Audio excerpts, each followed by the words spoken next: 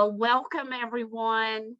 Um, I'm so excited that you all are here. Walter is not with us today. He's in an airplane, but Mm. but we'll try and hold down the fort without Walter. And I think we can probably do that because he'd be talking about his bald heads. I'm just really happy to have you all here, and we're recording this like we record all the other ones.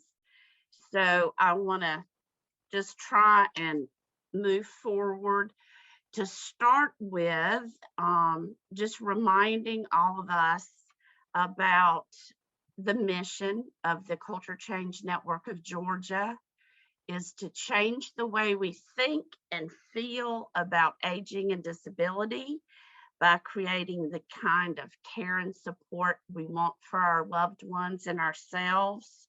And it's always good to remind us of that as we get started. This is our third Eden Associates and Friends meeting of the year. And go ahead and put the next one on your calendar, October 20th. And we promote these in our newsletter as well as on social media. So make sure you're signed up for those. You can sign up for the newsletter at our website, culturechangega.org, and follow us on all of our social media channels so you get reminders about these things. Our first Eden Associates and Friends meeting of the year, we had Oaks at Hampton, and it was wonderful. They came on and they brought residents and staff, and we had dogs walking through, and it was so much fun. And like I just said, we record these and they live on our YouTube channel. So if you ever want to go back and watch them, you can. And the next one we had was with Deke Cato, and it was awesome. For those of you all were here, he was talking about his book, Brushfire, and many of you have hopefully read it by now, about the experience of COVID in nursing homes. So that is a great session to listen to and hear Deke share.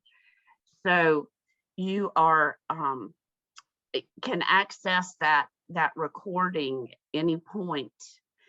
And then during our last one, we talked about the 2 grants that we're working on with Culture Change Network in partnership with Georgia State's Gerontology Institute, building resources for delivering person-centered care in Georgia's nursing homes was our first 3-year grant. And the one we're in the process of now is a trauma-informed approach to improving dementia care in Georgia's nursing homes. And Dr. Jennifer Kraft Morgan, but we all call her Jen, talked about the perceived impact on COVID-19 in Georgia's nursing homes, and she gave some results of some surveys that we did in the last grant. She was giving some updates and data and what nursing homes were saying about what they went through and how COVID impacted their work and their focus on person-centered care, both positively and negatively. And we talked about trauma-informed approaches and tied that to culture change and person-centered care, and how we all really need to start taking a step back. During COVID, a lot of folks, I mean, everybody's been having to just do what you all can do and have to do just to make it through the day. And now it's time to start trying to regroup and get back to our focus on person-centered care. We've got to try and figure out how to get out of this COVID culture that we've gotten back into and kind of refocus on culture change and person-centered care. And we have some good resources for that I'll share at the end. So if you want to go back and listen to any of that, you're welcome to. But today, I am welcoming Gwenyth Johnson with Second Wind Dreams and Virtual Dementia Tour to join us. And we're just going to have a conversation. And a lot of you all know about them and might know her, but if everybody could, let's see, how can we find out? If everybody turn on your cameras. I'm going to stop sharing that screen right now so we can all see each other. And hey, Liz, let's all just for a minute, since we're a small group, how many of us know about Second Wind Dreams and Virtual Dementia Tour? Okay, that's what I thought. But we're going to, just for the sake of the recording and to remind us of things, we're going to take it from the top, Gwenyth. Okay. And Gwenyth's the CEO, and this is the we also have Melora joining us, Melora Jackson with Second Wind Dreams for a little while. And this is the 25th anniversary. So just to get started for folks who might join later, who might not know, can you just tell us a little bit about who is Second Wind Dreams and the Virtual Dementia Tour, how it got started, and just some of that background? Absolutely. One of my favorite stories to tell. We are a medium-sized not-for-profit. We are based here in the metro area in Roswell, but we have representation across the country and in 5 other countries. We began 25 years ago when our founder, PK Bevel, a geriatric psychologist, was doing long-term care work, and twin ladies, 92 at the time, approached her to say, PK, we really want to have an Elvis happy hour. And PK said, why not? And I think that why not spirit is part of what drives us now. Here's something we need to tackle. Here's what we propose we do. And why not? Let's do that. Let's do it. Exactly. So they had that Elvis happy hour, and this was more than 25 years ago. And PK started thinking, okay, this is part of how we can change the perception of aging, not only for the outside world, but for the individual who is aging too, reminding them that their dreams are just as valid as before somebody put the word older before adult. And that's an important part of what we do and our founding program. It's a very grassroots program, so we work with long-term care to ensure that we've got volunteers, we've got community partners, and then we post dreams on the website and help crowdsource fund them. That is so cool. And I was recently lucky enough to be at your 25th anniversary celebration. And who showed up? Did you all reenacted this? And Elvis was in the building, right? In the building. He was the skinniest Elvis I've ever seen. But I know. He was definitely in the building. He wasn't the later version of Elvis, right? Right. So how many folks do you all have participating in Second Wind Dreams now to bring dreams to life? You know, I am not sure of our current membership. We have dream members across the country right now. That is one program that is not international at this point. Okay. We have organizations, so we have nursing homes, assisted livings, and in-home care or home care organizations, and hospice organizations that are members, and they grant dreams on a regular basis. So it's not just a nursing home situation. We're actually working on a pilot right now with a Georgia Area Agency on Aging to take the Dreams program to Meals on Wheels. When we're talking about individuals who are isolated and in long-term care, and I know the group on the call today knows that the Community Aging Network is also long-term care.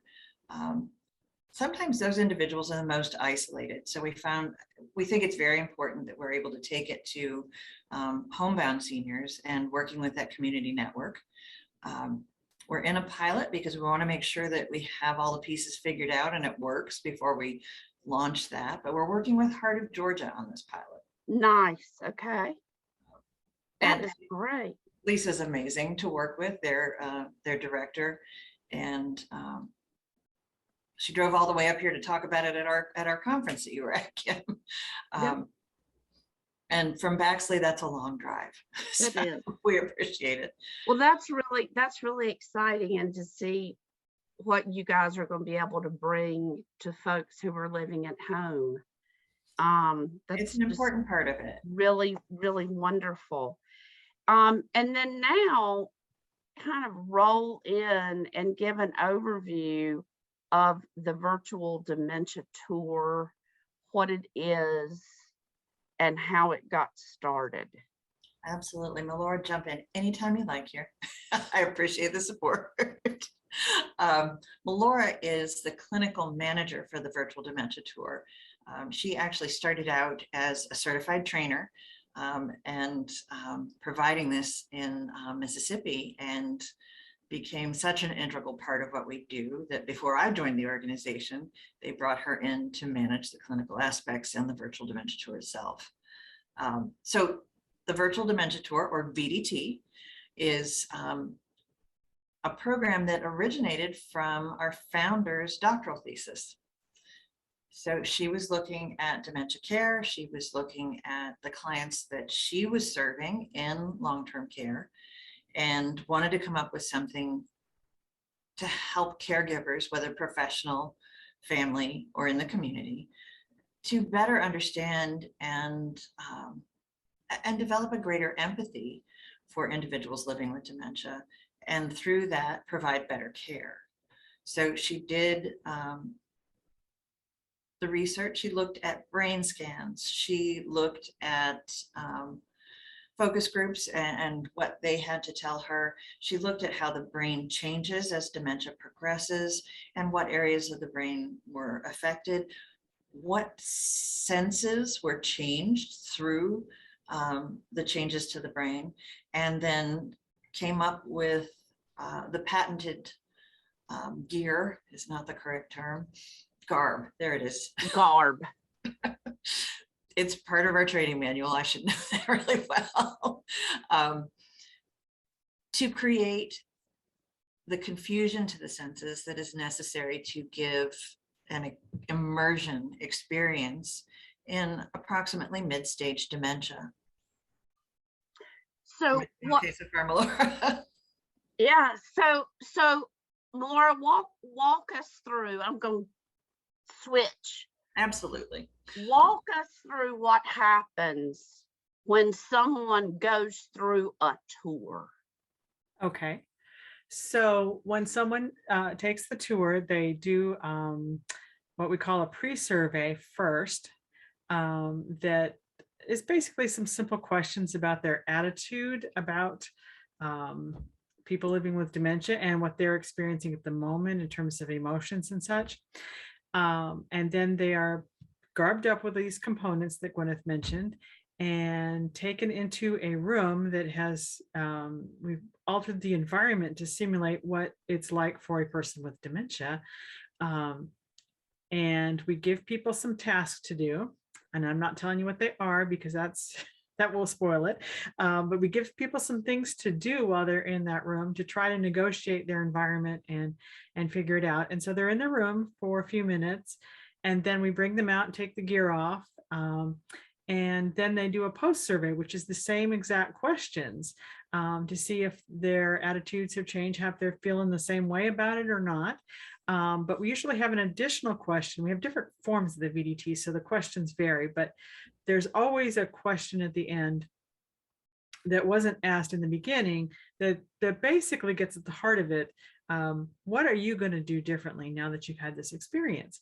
And it's amazing the things that people put down, literally coming out of this experience and not having had a chance to digest it or talk about it or anything yet. And they come up with some amazing things.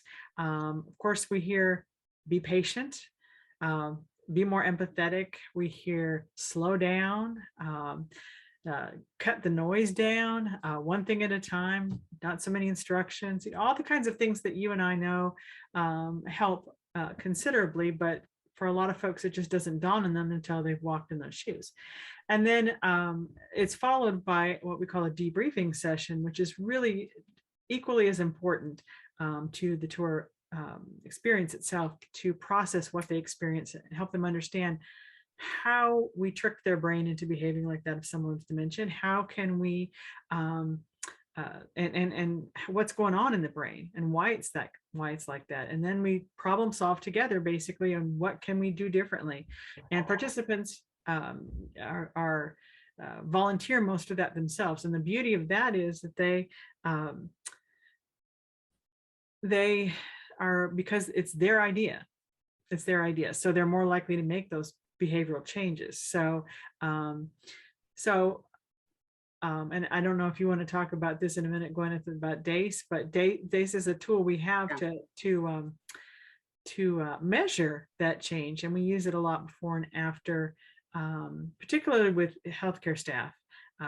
It certainly could be used with any group, but we primarily use it with healthcare staff to show to see whether or not this training has been effective, to see whether or not they really have made changes in their own behavior when they're interacting with people with dementia.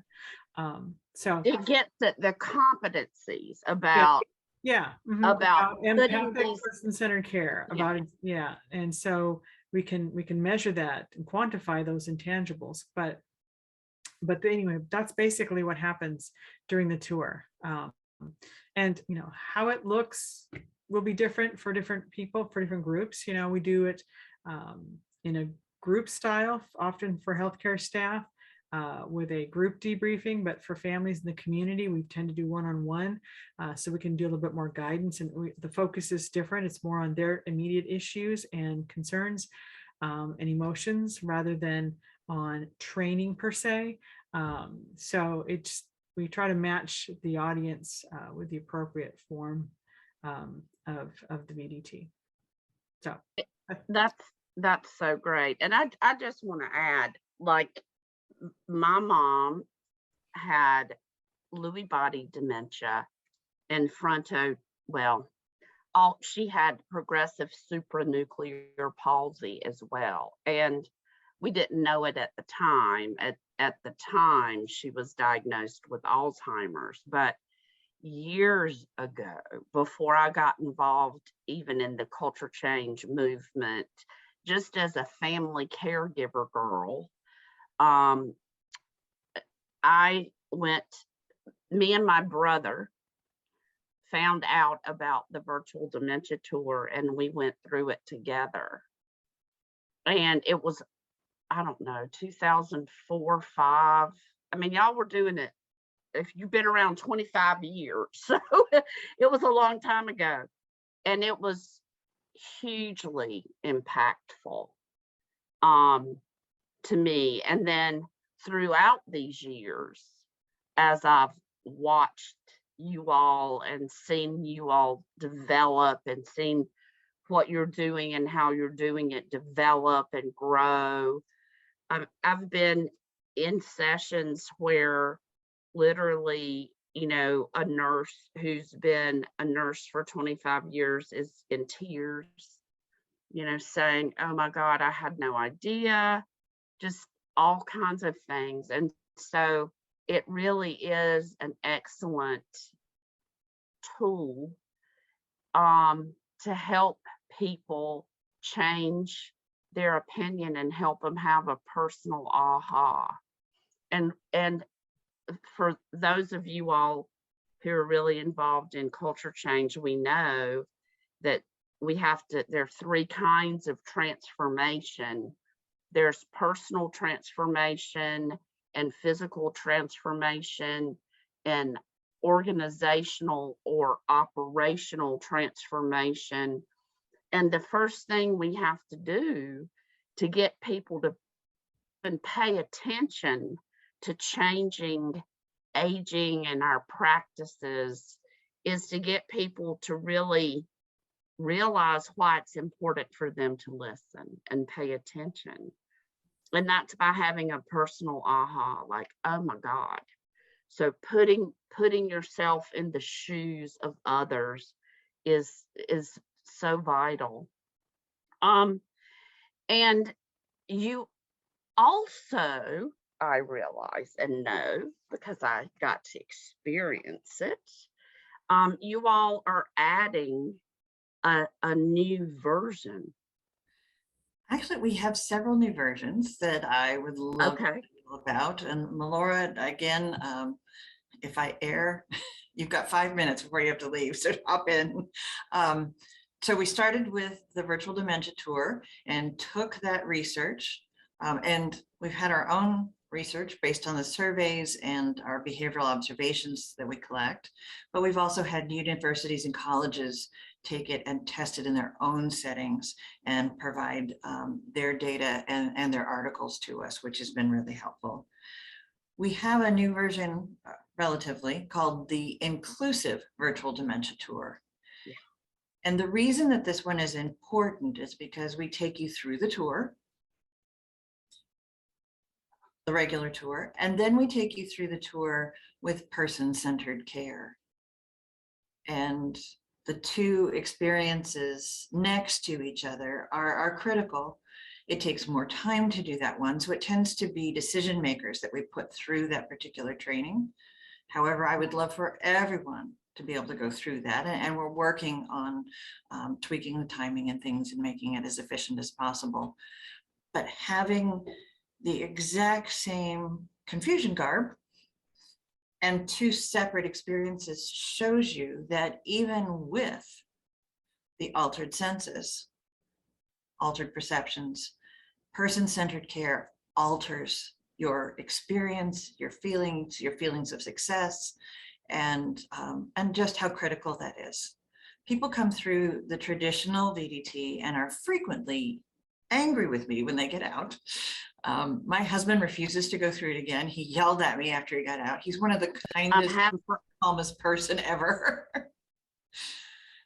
And he won't do it again because I set him up for failure. That's all he can think about. And that's not, the goal is the experience. But so we've got the inclusive. We have a hospital version. And COVID has really shown me the need for that, as family members were not able to go to the hospital with their loved ones with a dementia diagnosis. The importance of that empathy and that training and familiarity with dementia for hospital staff who have very little time with each person is critical. So we put the same types of things in a hospital setting. We change the tasks based on the setting, but we also change the tasks based on the hospital environment. Hospital environment, and the timing is different, the tasks are different. It's designed to be done in vivo in a hospital setting because the issues of patient in vivo. What do you mean? Vivo, in situ, in life, in real life. Yes, I use some better words. Yeah, it's designed to do because when you go into the hospital, and nobody in the hospital is there because they feel great. You're there because you're sick or you're injured and you're hurt and you feel like doo-doo. And when you have dementia on top of that, it's even worse. And so when we do, and just in a little side, and then I'll give it back to you. I'm sorry. we do the hospital right now. The hospital version, we have only specialized certified trainers who do it, and we're working on, and it should very soon have a modification of that for any VDT facilitator or program users who work in hospital settings to use as well. But the training that we do for those folks who lead it, one of the things that I've incorporated into the training is that wonderful film that you all were a part of, the Culture Change Network and CMS and GSU, and I'm forgetting who else, but about what it's like to have dementia and be in the hospital, because those facts are the best. So if any of you on this call have not seen that, go to your Culture Change channel and watch the YouTube of it, because it's really it's very impactful and it's very true. I'm But anyway, so glad y'all are using that. Yeah. Celeste, could you please put It's that the best. link in the chat? That the Ab- whole Absolutely. And I'm the- sorry if I was disturbing earlier. I couldn't hear y'all and I wanted to be you're fine. in the loop. You're fine. You're fine. Anyway, I just wanted to mention that was that's been a very useful tool in that training to help introduce why this is so important, because my experience is the general public thinks that if you work in healthcare, you're going to understand dementia. And we all know nothing could be further from the truth. exactly. So providing a training for hospital staff in the way their patients are who have dementia, it's a little bit different than if you're in a long-term care setting or at home or whatever, because you've got a whole different set of circumstances and environment, and the person's in an unwell state physically as well as having dementia. So it's difficult. So anyway, I'm going to turn it back over to you. And my other meeting just started, so I got to go. Thank you, Bye. Laura. Thank I'm so you. glad you were here. Oh, my pleasure. Yeah, I love these calls. Thank you so much. Thank you. And to jump on what she said, we can assume, and we all know this, that people have gotten a lot of good person-centered, relationship-centered education about dementia, right, Gwenyth? And that's Absolutely. part of what you all have been focusing on so much for all these years. Thankfully, with partnerships like yours, I mean, being able to use the video that you all have done is critical to what we do, and we're very appreciative for that partnership. It's wonderful. The next piece that's one of your new versions you all are working on is about food, right? It is. Can I back up just a little bit? Oh yeah, sorry. No, you're fine. There's been a lot of work over the last few years, and I don't know how much people know about that, but Okay. we have a family virtual dementia tour. Now that can be done in a number of ways. There's a cute little box that looks like a house that a family can order, and that comes, and all of the directions are in your headset. There is no person. The downside of that is that the debrief is canned. And that debrief, I think, is critical to really being able to utilize the experience to change the future for yourself and your loved one. We have a partnership with the Georgia Library System. I'm so proud of. We have 25 libraries across the state that have that family VDT kit, and the librarians in each of those sites have been trained the bare basics, but they're working on grants to get them trained as certified trainers as well. So families can come in and check that out. They can talk with the librarian a little bit about how to use that. Eventually, they'll be able to do the debrief for them. But we also have certified trainers that do a facilitated family version. So they do the debrief with the family in the setting, having observed all of them, collecting that behavioral observation data and sharing with them, here's what you were doing, because sometimes you don't realize what you're doing in the experience. Yeah. The hospital version, we are in our testing and pilot phase for the mealtime virtual dementia tour. And as a registered dietitian, I couldn't be more excited. Mealtime is so important to every aspect of our lives. It is celebration, it is family, it is fuel, it's ritual. And it's Yeah. And everybody should have.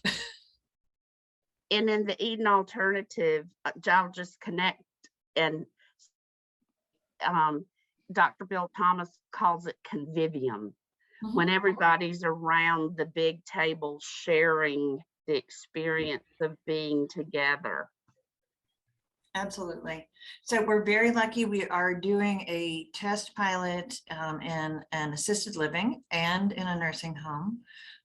Two very different populations too, based on the two facilities that we are working with. And the Georgia State Nutrition Department is working with us on this. One, to develop and do the initial trials. We had nutrition students in here going through the Virtual Dementia Tour, asking a gazillion brilliant questions. And PK came away with a whole list of things she needed to look at after that. These are great, great ladies that are working with us. All of them in this group are women, but we do have some men that come through from that department every once in a while. So we're doing a test run with those students here in the office to, as PK would say, skin our knees and bloody our nose, and do that in our own setting first before we go out to do our trials in our two sites. The dietary managers are involved. Actually, at one of them, they have a national meal provider. So they are encouraging that meal provider to share this information with their team across the country too. While we're all together, just show of hands or put in the chat.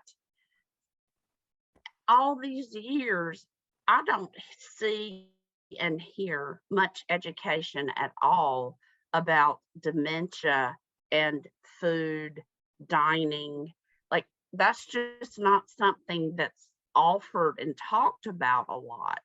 I mean, Jackie, I was looking at you. Yes, talk. Tell everybody who you are in case they don't know. So I'm Jackie Hurt. I'm a certified dietary manager. I've been one for 30 years. I'm also a certified dementia practitioner, and I work for Park Springs.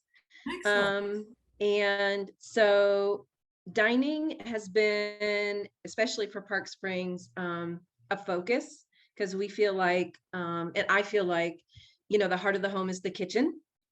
And so making sure that meal times are meaningful, that they take as long as they need to take. We don't have any meal times. People get what they want. Like we can still meet the regulation of the 14 hours because the kitchen is open 24 hours a day. And the care partners are all Serve Safe food handler certified. So if somebody wants a grilled cheese at 2 a.m., somebody can go in and make a grilled cheese at 2 a.m. And we don't have to worry about having a cook in the kitchen. But I think that, I say this a lot, Park Springs, we have the luxury of luxury, Yeah. And my background is in Medicare, Medicaid facilities, not-for-profit, those types of things. And, you can make this happen. It doesn't have to cost a lot of money for people to have what they want, when they want it, how they want it. It actually ends up saving money in the long run because you're not fixing meals for people that you're going to throw away because they don't like it or they don't want it. And making sure that you have the right plateware, the right, using the right colors, making sure that the dining room tables are full of life and that they're not empty, making sure that, you've got newspapers and magazines and playing cards and all of those things around in the dining room, like you would at home. When people come home, people sit around the table and you might play a game of cards, and you might read the newspaper together. And mealtimes are shared with our associates at Park Springs. So if you're working in a household and it's mealtime, you sit down and you have a meal with your members. We call our residents members, but you sit down and you have your meal with them, because nothing is better than shared fellowship around a table. And when you spend 8, 10, 12 hours a day with people, you're family. And so we've noticed also people with dementia actually eat better when they are sitting around a table and the people who are caring for them are eating as well, because they follow the cues. They maintain their independence longer. And I think, look, right now we're actually looking at, I'm actually doing a project for Andy now on late stage dining. People in late stages or later stages of dementia, on how we can improve that process for food service and making that a better experience for them and getting them to eat better, and making sure that the meals matter the most. Oh, that's awesome. Yeah, That is so great. yeah, and you're right. There is not a lot of education, even through, the ANFP. I've not seen a whole lot of stuff come out that is person-centered when it comes to meal service. It all still revolves around meal times, getting people in and out of dining rooms, making sure, that scheduled dining. And as everybody knows, people with dementia, or people living with any kind of, well, people, let's just say people really don't have a schedule when it comes to eating for the most part. How many of you get to go to lunch at the same time every day? Celeste does, or if she doesn't eat, she gets hangry. Oh, okay. But if you were living in care, we would know that about you, and we would make sure we met your schedule. Exactly. Well, something I noticed when I was a family care partner with my mom, and she was living in an assisted living, and I would go, and the whole place was for people living with some kind of cognitive challenges, and there would be white tablecloths and all this silverware and white china, white plates. And I mean, to me, it was so obvious, because all the people couldn't figure out what silverware to use, and they would give them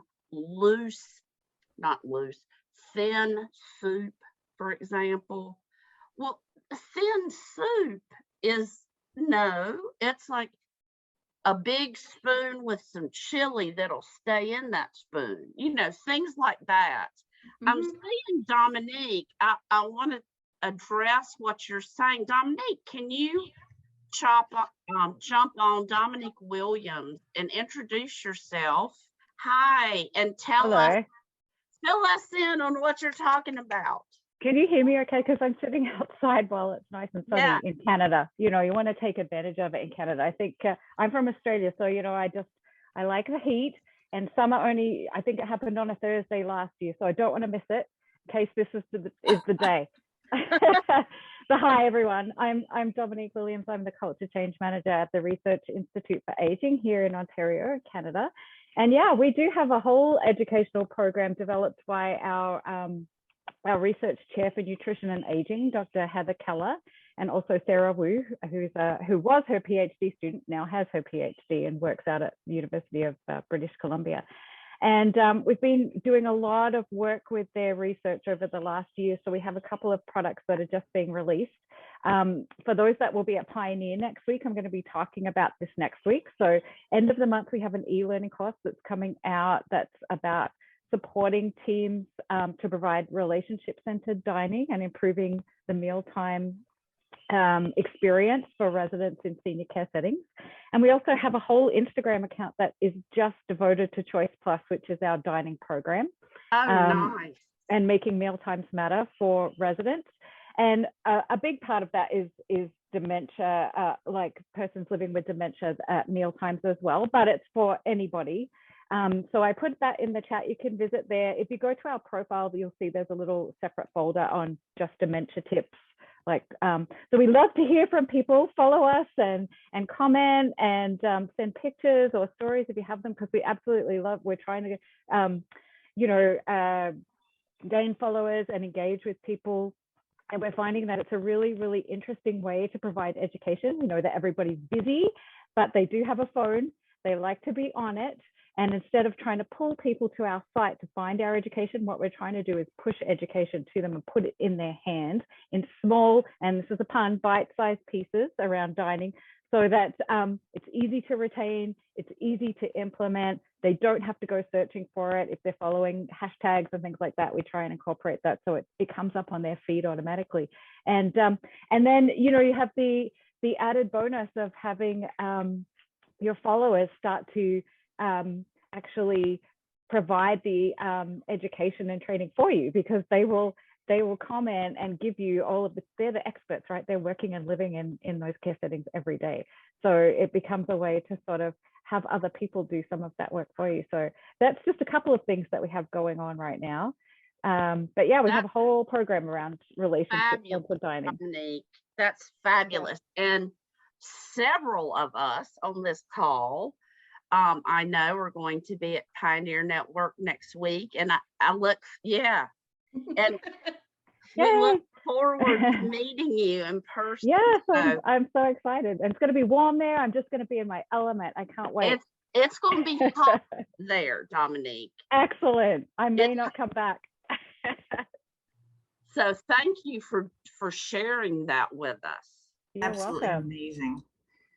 Come to Georgia anytime you'd like. We're nice and warm. Oh, yay. Yes, I Yeah. would love that. My middle name's Gwenyth. It's so exciting to see another Gwenyth. Amazing. I never meet anybody with that. No, neither do I.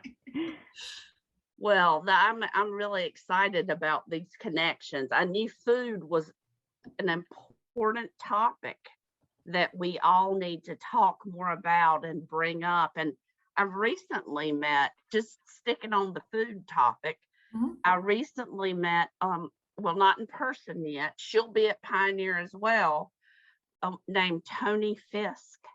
And she wrote a book. Let's see.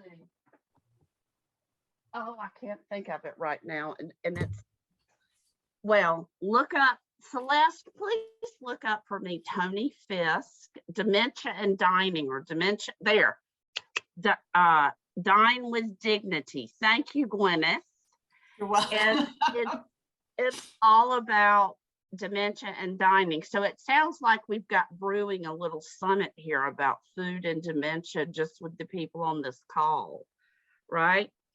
Okay, so Gwenyth, we're hogging all your time talking about dining, but that was a really important side note. Happy. Yeah. The registered dietitian in me doesn't get a lot of opportunity to pop out and do stuff in this job. And when she does, she's very happy. There's another iteration that we have been working on. And actually we started this before mealtime, but the pandemic really stopped our progress. So we've been through our first trial of a dental BDT. Okay, yes. The experience for an individual living with dementia in the dentist's office. I'm a terrified dental patient, and I just can't imagine. So we have been partnering with a dentist here in, I think they're in Marietta, and then Soft Smiles. I think it's Soft Smiles. I'll send you all the partners we're working with on that. But we've got two Fabulous. dental hygienists that are working with us and then the dentist, and they're two separate entities to test that. We're getting feedback from them. We're getting feedback from their office staff. Our team helped facilitate that. We're getting feedback from our own team. And then we've taken notes from the first time. We've made some adjustments. We're going to go back to the dentist's office as soon as they can have us, which is not yet, and go from there. But we put the people going through this through a dental experience. Now, there's nothing sharp, but we do get in your mouth. They are dental hygienists, so there are people that do that. So it's not me. Yeah. Things are put in your mouth, taken out of your mouth. You're adjusted back and forth in that chair. All of those glasses on and those sounds, and they have to give me laughing gas just to even walk in the room, you know. My dentist is a comedian, and it's the only way I get through. He tells jokes the whole time, and he puts a big old bite thing in there so I can't chomp on him while he's working. So. Well, just to connect dots, because that's my favorite thing, is one of the co-age issues that's up to be discussed and voted on has to do with having dental, it's about the whole dental world for elders and people in long-term care, and he's doing telemedicine with them. And so just pay attention to that, all of us, because the whole dental issue in long-term care, as well as living with dementia, is huge. And for those who don't know, years ago, there was something called Bathing Without a Battle that our friend and colleague Joanne Rader worked on with folks at Chapel Hill, that teaches about how to do bathing and the whole experience for people living with dementia. And they also have a version for the mouth. So if you don't know about that, I can't think of, it's like, it's mouth care, dental care. Do you remember, Rosemary, what the mouth one is? Anyway, it's Without a Battle. So if you look at Bathing Without a Battle, it's related to it. It's in that family. So that's another great resource in case folks don't know. Who did the dental thing Without a Battle?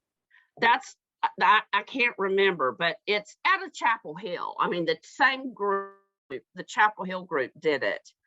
So I bet on Health Professions Press, Celeste, if you can go to please Health Professions Press and look up Bathing Without a Battle and see if you can find the dental one, the dental version. I never heard of that one. Yeah. So really good. We're connecting dots, Gwenyth. Absolutely. Wow. Okay. So another thing I wanted to ask you all about is you all have you did a big grant project here in Georgia with the nursing homes in Georgia that was part of a CMP, which is a civil monetary penalty grant for nursing homes, to focus on nursing homes. So can you tell us what happened with Georgia and when it happened? Absolutely. So I joined the organization as that grant was completing. Well, there were 6 months to go. So I kind of helped crunch numbers. We received the CMP grant to— Wait 1 second. I'm interrupting because Celeste found it. Mouth Care Without a Battle. So y'all can look that up. But that'll be a really good resource for everyone. Thank you, Celeste.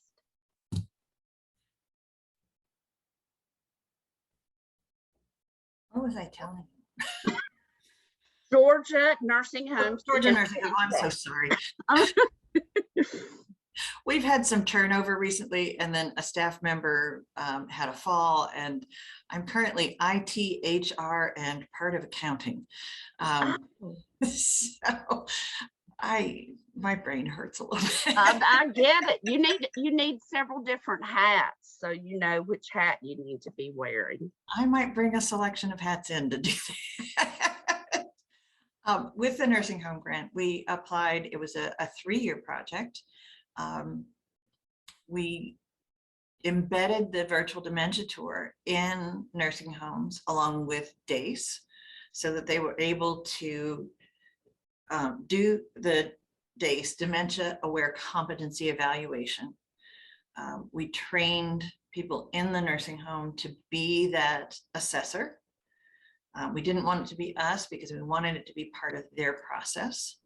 I'm passionate about DACE because I think it can be used for HR, for strategic planning, for trainings. It doesn't have to be around the VDT. It can look at how care is being delivered as someone on boards for an organization, you could do days and see where their strengths and weaknesses are, and then do a plan for them to step into that role, and then evaluate them on their annual review and say, look at all this progress you've made. Let's focus this next year on this piece. When I say HR, everybody immediately thinks it's punitive. But if you're creating a development plan out of it, it is not a punitive assessment. In Eden, they call it a growth plan. You know, what is my growth plan as an employee, as you know, as a supervisor? What do I want to help people grow towards? Yes. And even using those kinds of things in job descriptions, right, Gwenyth? Yep. I mean, and hiring for that and advertise for those kinds of things is very helpful. It is, and I think the combination of training direct care staff to be the facilitators of the Virtual Dementia Tour, so that they're changing the system themselves. You know, when Jen talks about career lattices, I think this fits in very nicely there. And then that evaluation piece speaks to their growth and how they've moved through that lattice and where they can go next. Right. So good. And that direct care staff is everything to me. From my nursing home days, they were everything.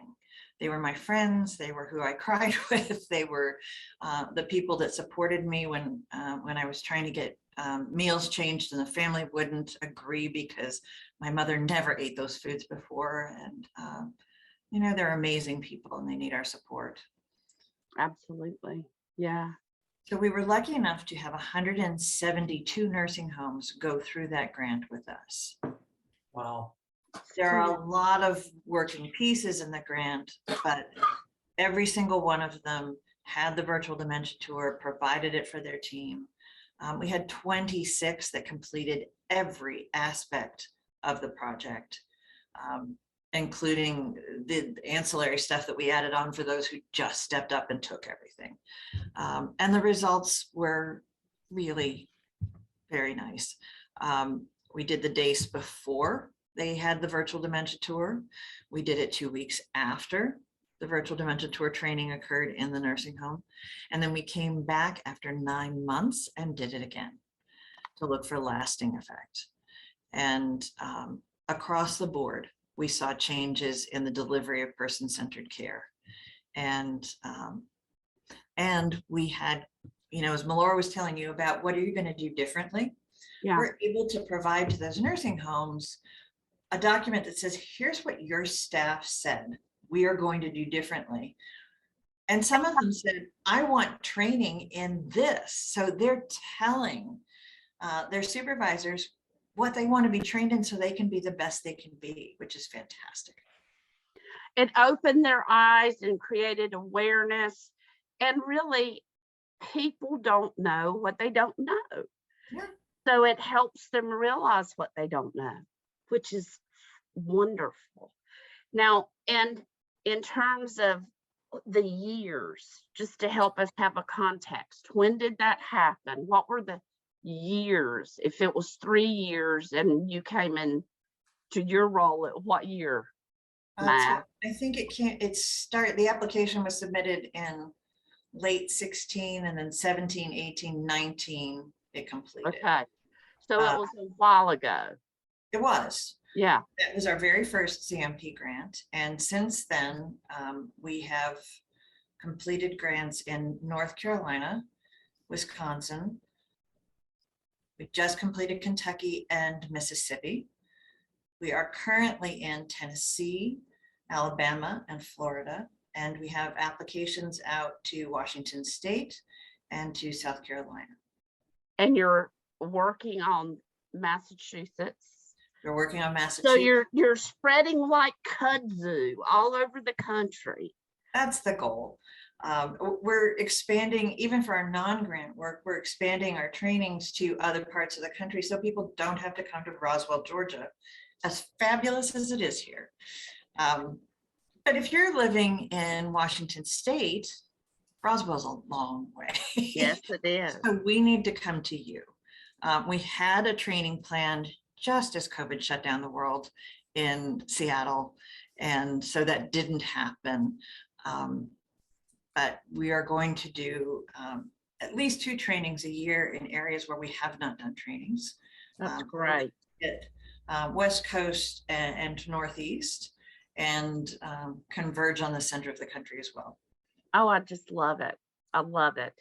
And so you've done CMPs are for nursing homes only, but you've moved, I know you did some stuff with assisted livings. I mean, what other kinds of areas have you done projects like that with? So we actually have Virtual Dementia Tour members in all different walks of elder services. We have area agencies on aging that actually there's a very successful one in Wisconsin that does the Virtual Dementia Tour every month, and there's a waiting list. Excellent. And it's just for the community. They host people in their office, and you can't just walk in. You've got to sign up months in advance to get into that one. Wow. That is amazing.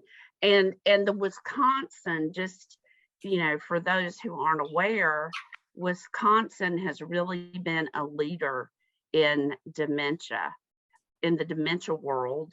They have a dementia specialist position in every county, which is tremendous. And they've really been at the forefront of leading the way with their state plan on dementia.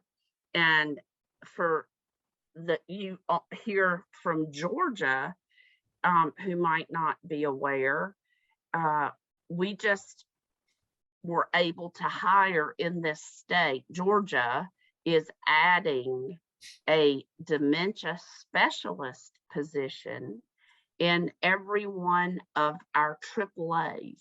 And we have 12 AAAs, and there'll be, I don't know what the proper title is, but there'll be someone over that kind of championing these specialists in the different AAAs. So that's really exciting for us in Georgia. That gives us some new folk to get with and bond with and scheme with. It's great. What about, let's pretend, Gwenyth, that I work in another state with an assisted living association, something like that. Could I just call you all and brainstorm on how to put together a grant for my association in that state for the assisted living personal care homes? Absolutely. So corporations, the larger corporations often will have certified trainers trained and embedded in their system. There is a fee for that. Our fee for service model goes into supporting our Dreams program. Okay. So we feed ourselves that way and make sure that the dreams continue, even if there's not a ton of donations at any one time. But yes, we absolutely encourage organizations, whether it's an individual organization, a not-for-profit, or a bigger one, or individuals who want to see it in their community, will work with you to seek out grants, and we can provide language around the VDT. We can offer some guidance on how to do the other pieces and really train them in that. We want to support people in being able to access what we do. And we also have scholarships. We have just completed a grant and that round of funding. And so now in our fund drives, we will be doing seeking funding for additional scholarships. The goal there is to look for underserved populations, whether it's geographically underserved, medically underserved, or socioeconomically underserved. So in that application, people apply or organizations apply, and they tell us what their demographics are, where they fit into that. And then we have a team here that evaluates those every quarter and looks at how much money we have from donations or grant residuals and can put into those organizations. So those that cannot either write a grant or afford to go through the membership process still have access to those services. And I think that's critical. We need to touch everyone, but those who can't afford it need it the most. Absolutely. That's so great. That's wonderful, Gwenyth. And you also have some cool volunteer things going on with your cards and stuff. Can you share about that? Because that's another way that people might be able to connect with you all, is just letting people know about opportunity. Absolutely. So through our Dreams program, there's a number of things that happen. If someone wants to be involved, they can volunteer to help make a dream come true. And having the community in that nursing home, senior center, wherever it is that we're doing that, is critical because it creates relationships. It changes how people feel about long-term care. Once they know somebody there and they visit it, it's not frightening, and that's important. But it also brings the public to our elders who may not see them otherwise. In addition, you can participate in Gifts of Flight. So during the winter holiday season, we take on requests from nursing homes, primarily in Georgia, but we are expanding as our volunteer base expands in other states. So we have shopper elves, delivery elves, people who donate money, and then we shop for them. Anything we can do to get gifts to people who otherwise wouldn't receive gifts or visitors during the holidays. Now, we weren't able to personally deliver these last few years, but we showed up in mass with Santa hats, and in a lot of places we had to leave the gifts on the front porch to allow them to kind of aerate before they were taken in. Yeah. But the communities that we've been working with are just amazing, and the feedback we get is phenomenal. Now, Cards of Light during COVID took off. Yeah, it went viral. Absolutely. People wanted something to do when they were stuck in their homes, and people want to do good things. It makes you feel better. And during COVID, we all needed to feel better.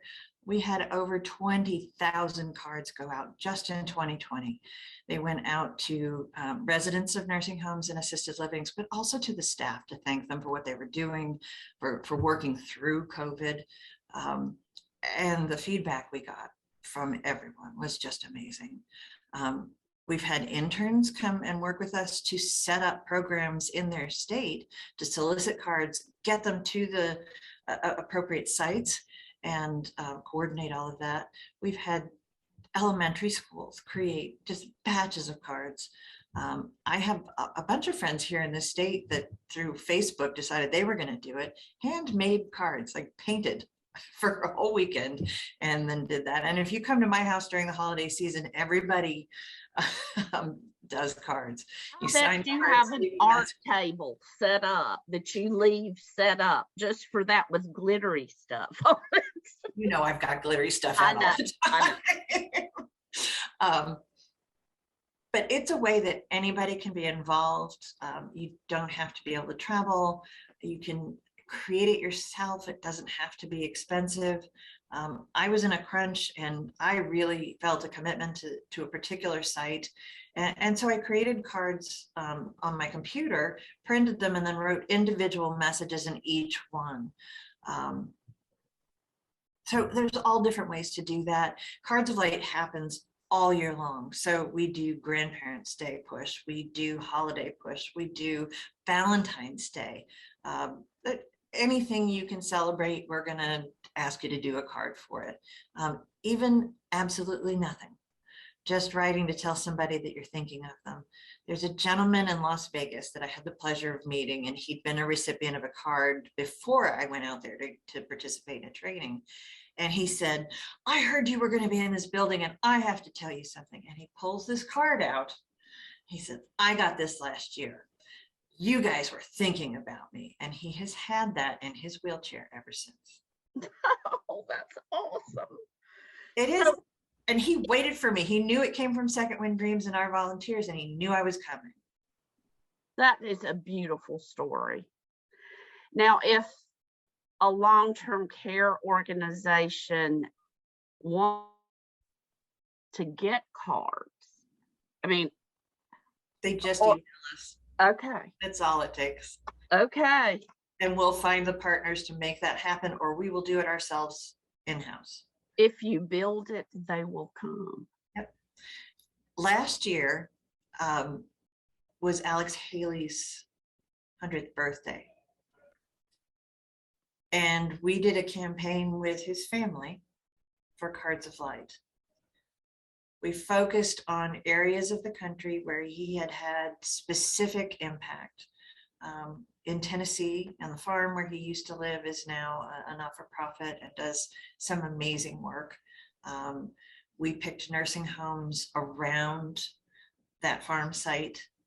We focused on San Diego and some of the work that his family has continued to do out there, working with Jack and Jill and those types of organizations. And so we did a campaign just to celebrate his birthday, and in his honor, send cards to elders in long-term care.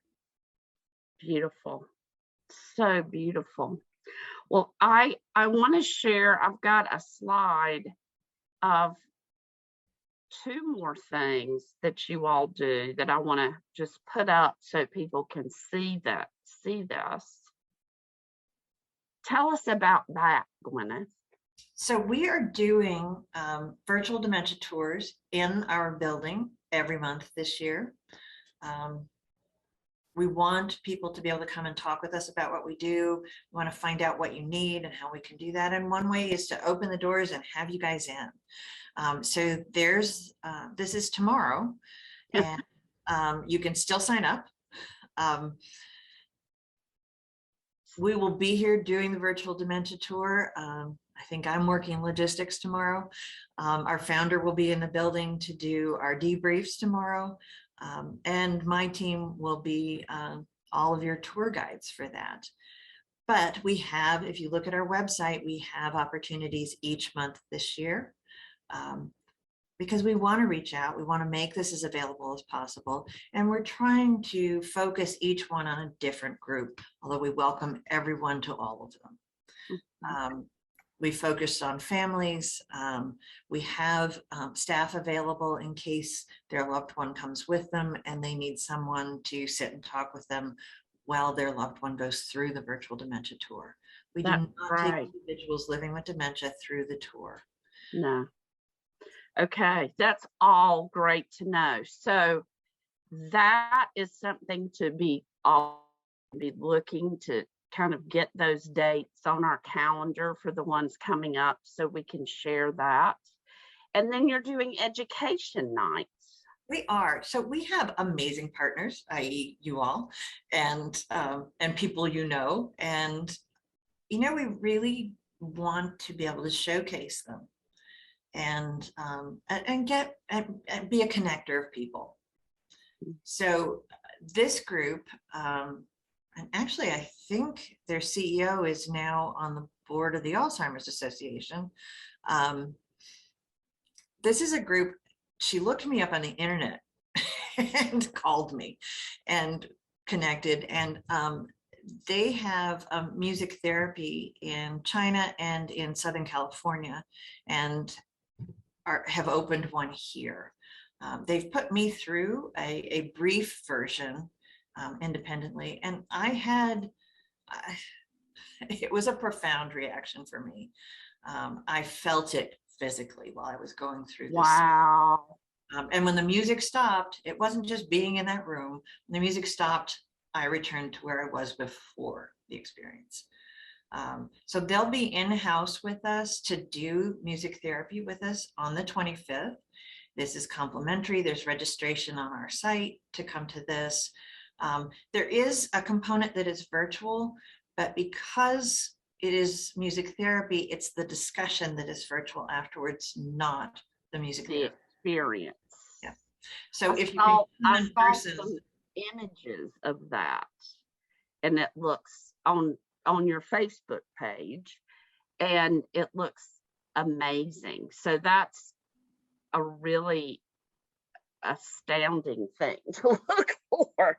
And then you've also got, so, and those themes change every month when y'all are doing the education nights. they are, this is our very first one. But we are committed to one, I have a beautiful building here and I'd like to have people over. And I miss seeing people in person, but we want to connect the dots. We want to talk about all of these things and, eliminate duplication and help each other. Yeah. There's so much great work happening. It's important that we share all that information. So if you have ideas, if you want to do something, please don't hesitate to reach out to me.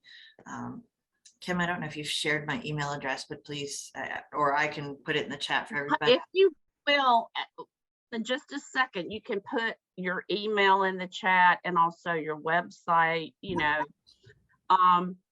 I also want you to talk about the roundtables.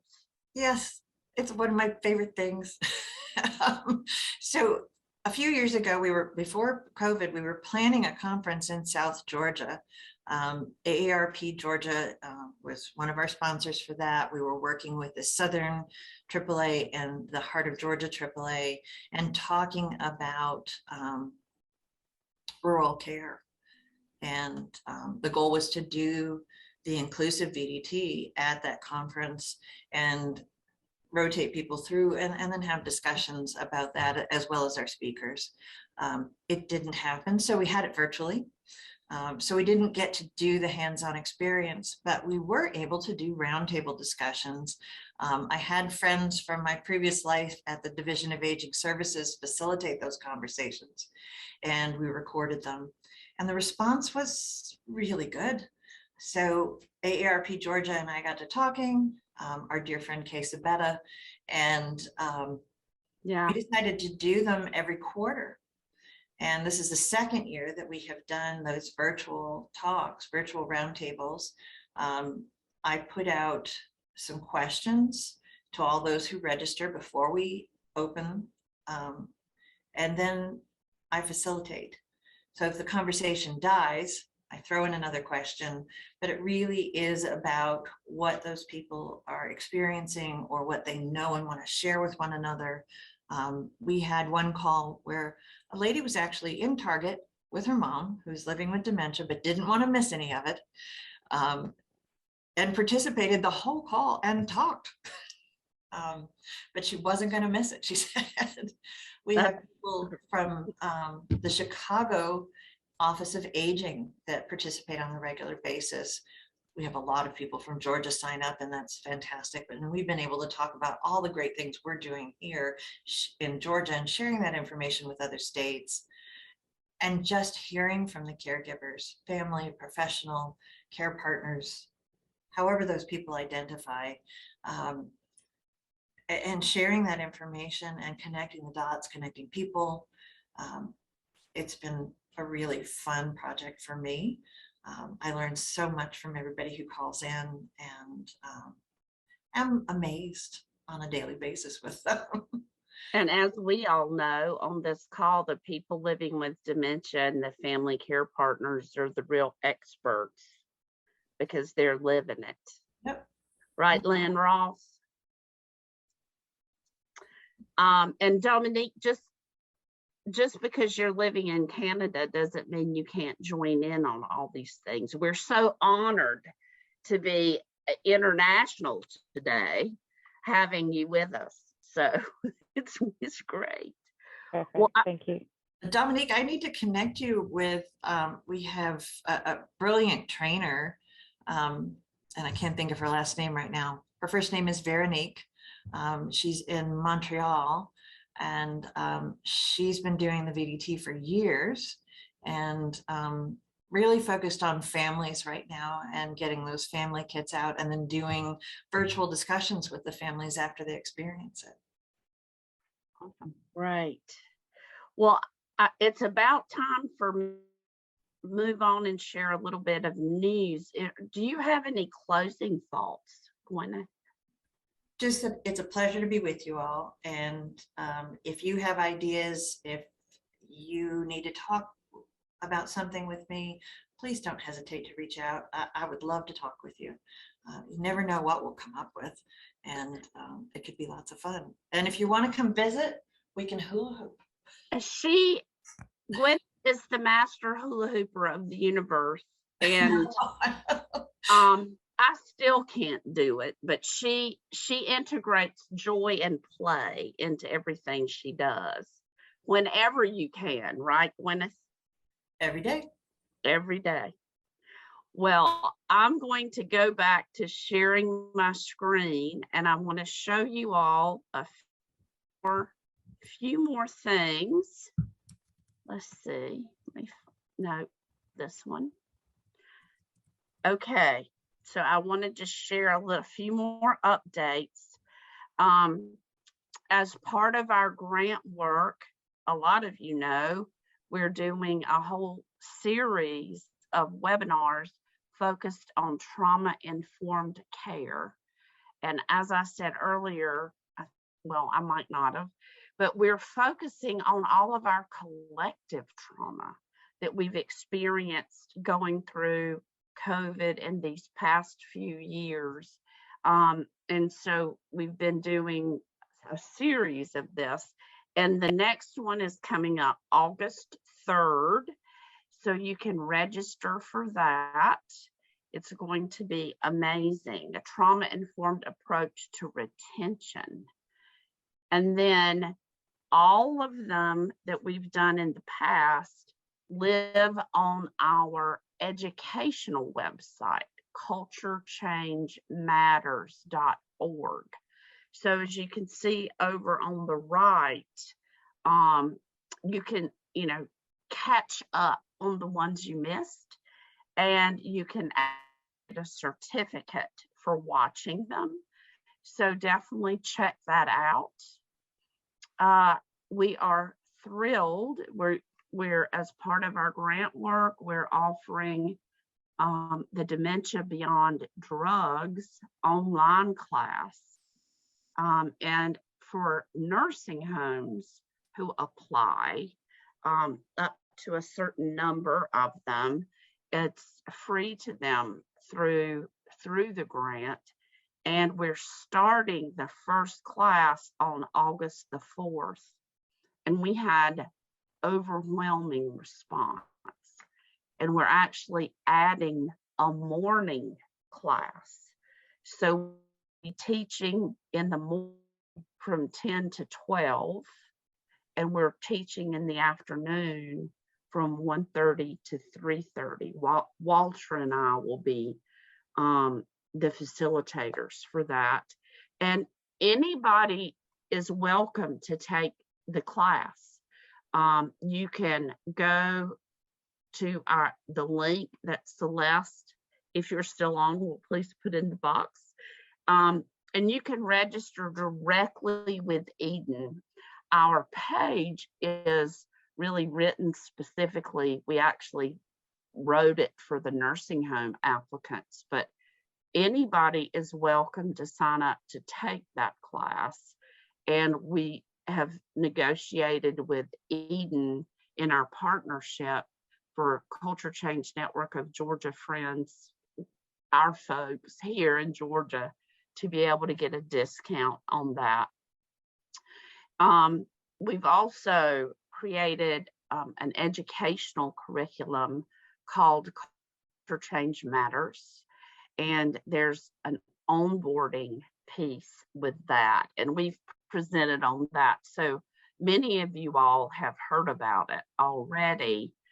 And you can read some about that if you visit on the Culture Change Matters educational page. And we have grant opportunities for Georgia nursing homes, 40 Georgia homes, to get free access to this curriculum for 1 year. And right now, real quickly, there are 2 different audiences. We have 2 modules for supervisory staff, and we have 3 modules for direct care and support associates. And we've been piloting this curriculum, and the phase 2 pilot is in the works, and we're taking applications right now for the phase 3 group, which will start August the 15th. So if you are a nursing home in Georgia, check this out, and you can go to our website, culturechange.ga.org, or Culture Change Matters page, and link to the application for this. So you can turn in your application, and we'd love to have you join us for that. We would like everybody to say date for our Culture Change Network of Georgia Summit on August the 31st, and it's going to be virtual. We'll be selling, this is our 15th year, and we'll be celebrating our 15th year and sharing what we've done and where we're going, and celebrating together, and hearing from lots of folks in Georgia who've been a part of us. And as we said earlier, Pioneer Network Conference is next week, and I'm so excited and proud to announce that this year we have the second most as a state. Georgia has almost 40 people attending, second only to Colorado, which is the host state. So I'm so proud of us for that. I'm reminding everybody about the videos that you've heard us talking about. We have over 50 videos, and we're continuing to make these little short videos and adding to those all along. And we'll do that during this 3-year grant that we're working on right now. They're easiest to navigate on our YouTube channel. So if you haven't checked all that stuff out, sign up for the newsletter and follow us on social media, and make sure that you stay engaged with us. Coming back so I can see everyone, does anybody have any announcements or anything they'd like to share with you and with us? Anybody want to unmute and just say anything? We've got 5 minutes.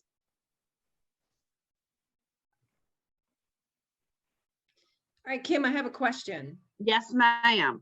Have we decided what we're going to do for the call estates?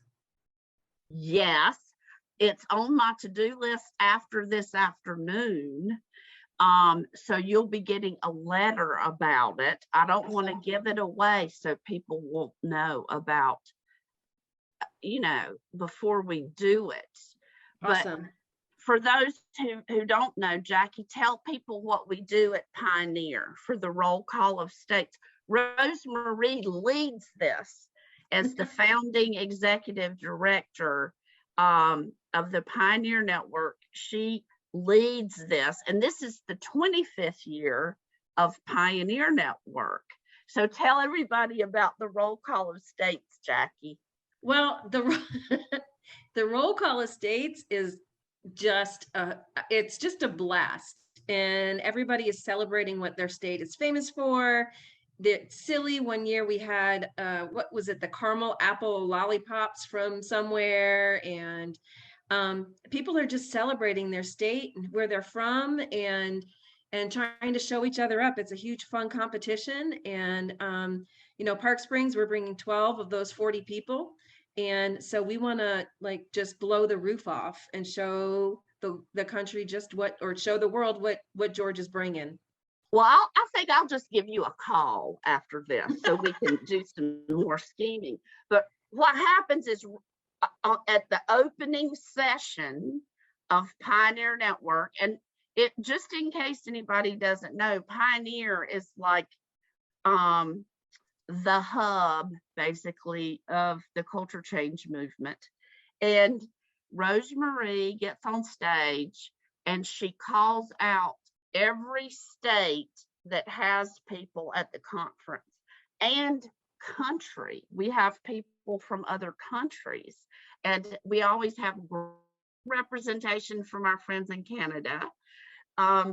So everybody sits with the people from their state, and when she calls out our state, the people from that state hoot and holler and, you know, show up. So it's a lot of fun, and it's a great way to kick off the conference and get everybody excited. So it's really fun, and it's a good thing to do at other conferences. If you all ever have an opportunity to do something like that with other groups, it's really great. And I also know that a lot of you on this call are going to be participating in the Dementia Beyond Drugs class with us. So I'm so looking forward to that. Can't wait for us. It's going to be the first time it's been taught in the country, well, ever online. Like it's new. It's going to be its virgin rollout online. So we're excited. Gwenyth, I want to thank you and Melora so much for being with us. It was fabulous for everybody just to hear about all the amazing things you all are doing, and for folks who didn't know about all the extra stuff that you're doing, to have the opportunity to hear you. So thanks, my friend. Thank you. This was great fun. Marvelous to meet those of you who I've not met before, and please don't hesitate to reach out to me. If you want to come to Roswell, we can hang out. I'll take you down the street to Canton Street, and we can have some good food or great coffee. We have a great coffee shop up here. Come for an event. Come to visit anytime. Thank you all. I'll see you soon.